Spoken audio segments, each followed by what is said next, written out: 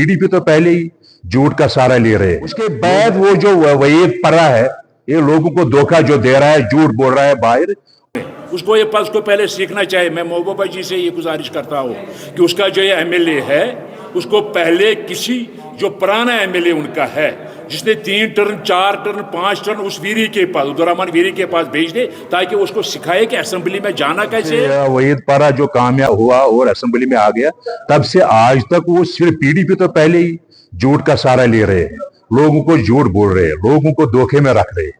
Privilege motion हर एक member, जो भी एमएलए है, जो भी पार्लियामेंट मेंबर है, वो प्रिविलेज मोशन किसी भी दूसरे मेंबर के खिलाफ, किसी भी दूसरे मिनिस्टर के खिलाफ, किसी भी अफसर के खिलाफ, किसी भी पुलिस वाले के खिलाफ मूव कर सकता है। प्रिविलेज मोशन ये हक होता है एक एमएलए का भी और एक पार्लियामेंट मेंबर का भी हक होता है प्रिविलेज मोशन। प्रिविलेज मोशन ये उस वक्त वहाँ असेंबली में जब गवर्नर एड्रेस जो एलजी का जो एड्रेस था, जब उस पर शुक्रिया की तारीख पर वहाँ बात हो रही थी, तो इसमें नज़ीर अहमद कुरैशी जो साहिब का डिप्टी स्पीकर है और मिनिस्टर भी रहे हैं, वो उठा और उसने वहाँ अपनी तकरीर की।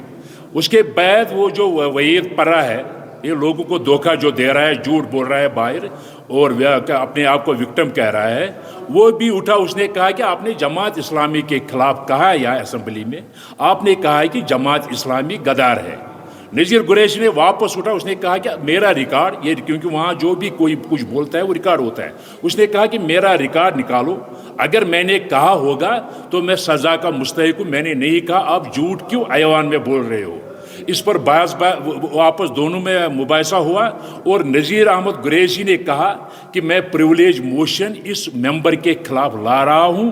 उसने प्रिविलेज मोशन मूव की वहाँ सिर्फ इसलिए, उसने वहाँ वो ऐलानिया भी कहा कि अगर मैंने कहा होगा, ये अल्फाज जो वहाँ वहीद परा ने कहे कि आपने कहा कि जमात इस्लामी गद्दार है, तो मैं कसूरवार हूँ, फिर मुझे जो भी सज़ा जो ये ऑनरेबल मेंबर कह रहा है फिर वो सच है। जब उसने कहा कि मैंने कहा ही नहीं, मैंने अल्फाज कहा ही नहीं है यहाँ, तो वहीद परा क्यों खड़ा हुआ, तो उसने ये मुझ पर इल्ज़ाम डाला।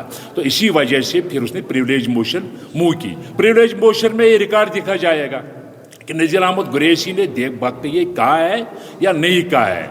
अगर नहीं कहा है, फिर इसको मौका है वहीद अहमद परा को, या वो ऑनरेबल मेंबर से माफ़ी मांगे या वो सज़ा के लिए तैयार है। दोनों चीज़ें इसमें है। ये जो बकवास कर रहा है बाहर, जो ये कह रहा है कि जब से नेशनल कॉन्फ्रेंस हुकूमत बनी उसने विक्टिमाइजेशन शुरू कर दी पीडीपी की, पीडीपी को किसने विक्टिमाइजेशन किया आज तक? ये जो पीडीपी को तो यहाँ खत्म लोगों ने किया, उन्होंने लोगों को धोखा दिया, लोगों से झूठ बोला, लोगों से वोट ले लिया इस नाम पर कि हम बीजेपी को रोकेंगे, लेकिन बीजेपी को गोद में लेकर यहां लाया।